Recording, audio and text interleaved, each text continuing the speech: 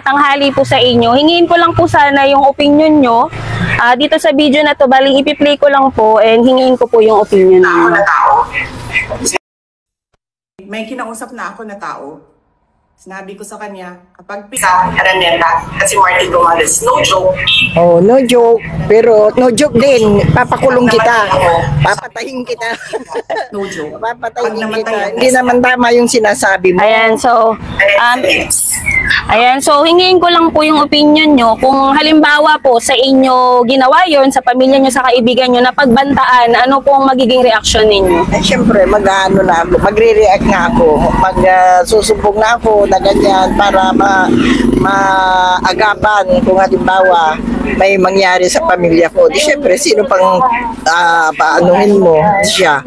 Diba? Oo, dapat right now, i-impeach na kasi mali naman yung ginawa niya.